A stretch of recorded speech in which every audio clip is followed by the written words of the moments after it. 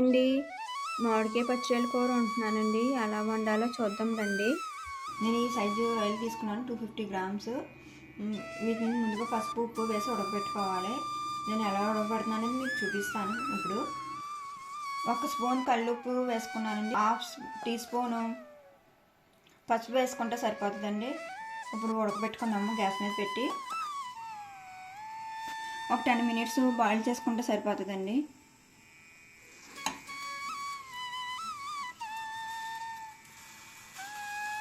Water వస్తే పర్వాలేదండి. Water రాకపోతే మీరు కొంచెం వాటర్ యాడ్ చేసుకోవాల్సి వస్తుంది. నాకు అయితే వాటర్ వస్తుంది కాబట్టి నేనైతే యాడ్ చేసుకోలేదు.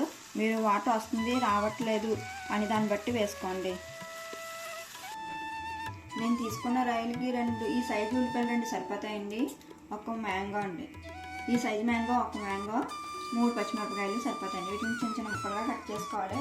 కట్ చేసుకున్నాక మీకు మళ్ళీ చూపిస్తాను. పులుపు బాగా పడుతుంది రొయ్యలకి.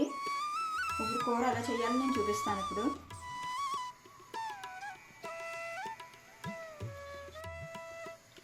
5 టేబుల్ స్పూన్స్ ఆయిల్ వేసుకోండి. ఈ కర్రీకి పెద్ద ఆయిల్ పట్టదండి. వేడెక్కాక ఆయిల్ ఉల్లిపాయలు వేసుకోవాలండి. ఉల్లిపాయలు వేసుకుందాం.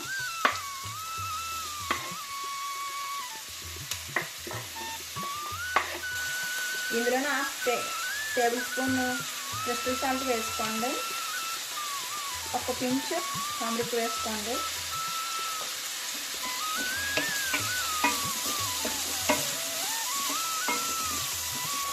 ఫ్రై అయ్యే వరకు ఇలా కలుపుకోవాలండి. మూత పెట్టుకుంటే తొందరగా కుక్ అయిపోతాయి. నేను మీకు చూపించడం కోసం మూత అయితే పెడతలేదు. గోల్డ్ కలర్ వచ్చే వరకు ఫ్రై చేసుకోవాలండి. తర్వాత మామిడికాయ ముక్కలు అయితే వేసుకోవాలి.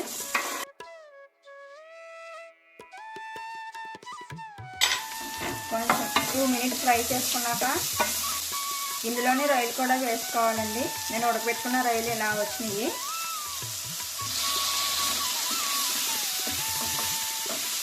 ఈ ఒక 2 మినిట్స్ ఫ్రై చేసుకోవాలండి.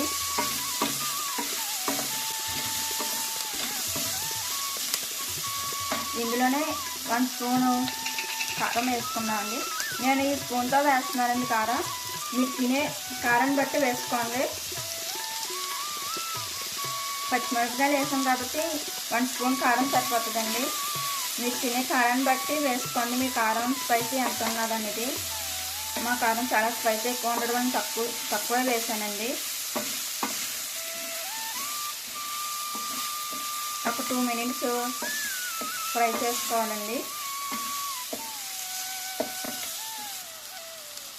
2 మినిట్స్ ఫ్రై చేసుకున్నాక 250 ml గ్లాస్తో వాటర్ పోసుకోవాలండి. నేను ఈ గ్లాస్తో వేస్తున్నాను. ఈ గ్లాసులో వేస్తే సరిపోతుందండి వాటర్.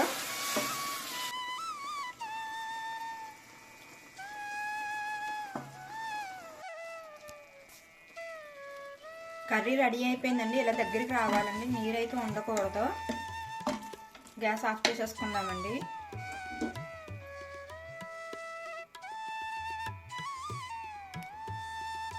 సర్వింగ్ బౌల్లోకి తీసుకుందామండి ఇప్పుడు కర్రీ.